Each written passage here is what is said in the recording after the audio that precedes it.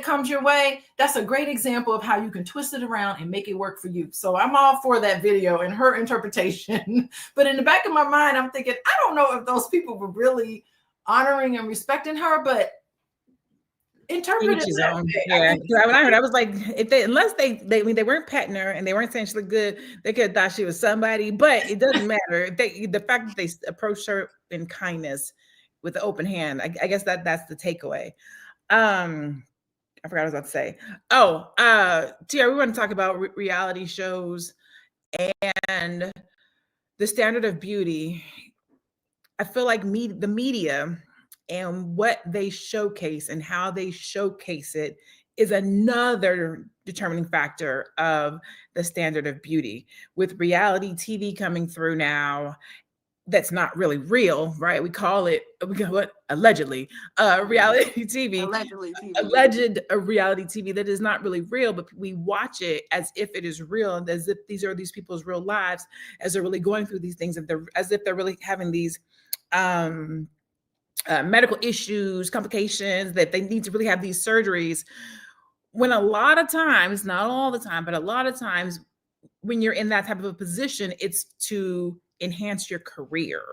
And so the everyday person is sitting watching television, looking at the alleged reality TV, thinking, oh, if I want my real life to look like their real life, I have to do these things.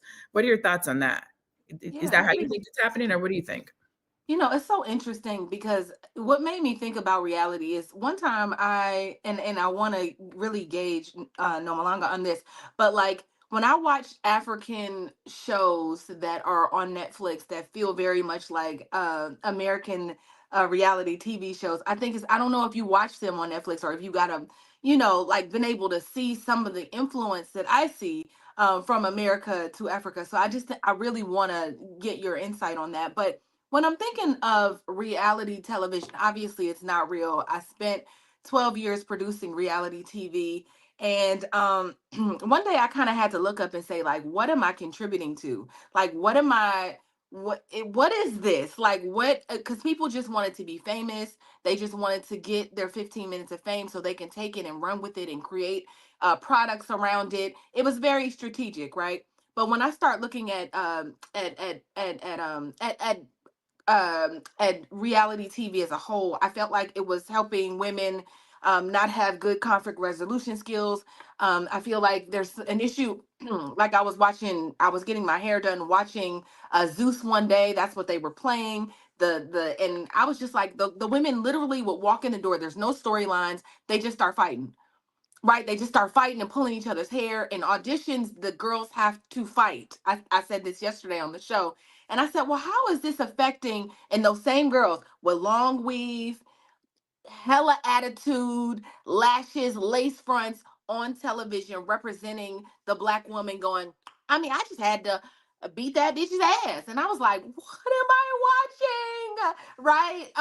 It was awful. So I think that also influences Black women, unfortunately, and the way the world sees us. And so yes, I think it's toxic, it's negative, it's not real. So you guys know, we can, if Alicia has an issue with Lene, I'm gonna put the two of them in a room after having lots of hours of interviews with them and puts alcohol in the middle and say, let's see how this plays out.